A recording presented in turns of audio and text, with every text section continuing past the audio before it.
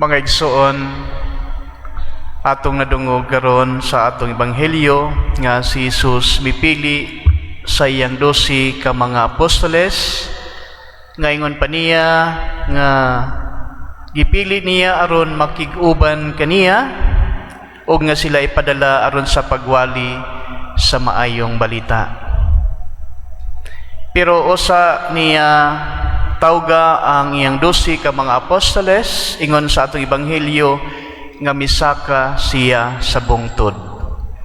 Ngano nga misaka man siya sa bungtod? Wala gisulti sa atong ebanghelyo kung unsa ang gibuhat ni Jesus sa bungtod. Pero sa ubang senaryo sa ebanghelyo mga igsoon, si Jesus usually kung mosaka sa bungtod, unsa may iyang buhaton? Ang iyang buhaton mao ang pag-ampo.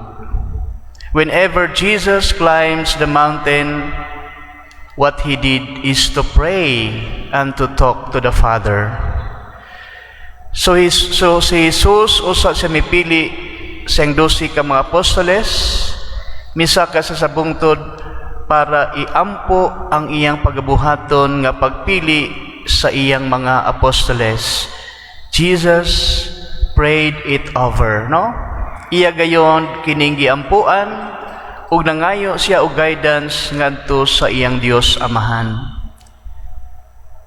Ug kini nagpahinumdom kanato mga igsoon that whenever we have to do or when we have something to decide, especially crucial decisions to make, we really have to pray it over and ask guidance from the Lord.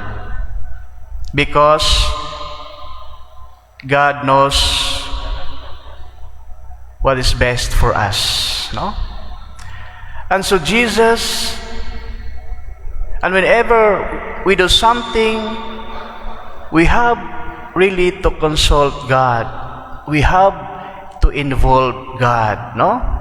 And so Jesus in our gospel today, si Jesus nagtudlo kanato nga kung aduna man tay mga buhaton, himuon nga mga plano o mga desisyon nga pagabuhaton sa atong kinabuhi, kinahanglan gayud nga ato kining iampo ug mangayo kita ug giya sa Ginoo.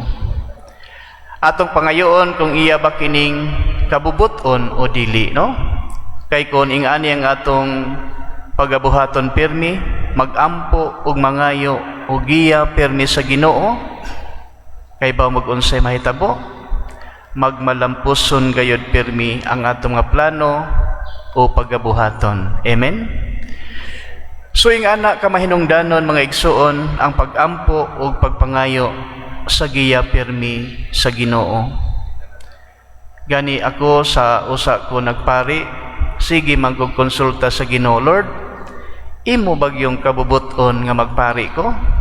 Give me some signs. Tagai kog mga senyales kung imo bagayong pagbuot nga magpari ko. Kay ning sulod ko sa akong pagkapari, 29 years old naman, no? So taas-taas ng edad niya. Kung musulod ko sa pagkapari niya, mugawas lang sad after how many years, yun ko nga useless, no? Mao na nga nangayo kog mga senyales sa Ginoo.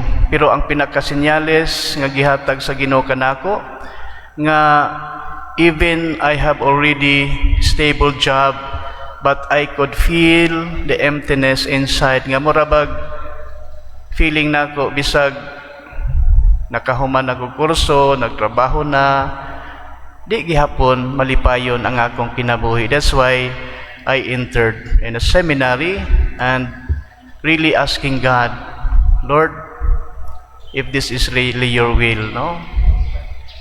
Tabangi ko nga mulampos kung kini man ang imong pagbuot.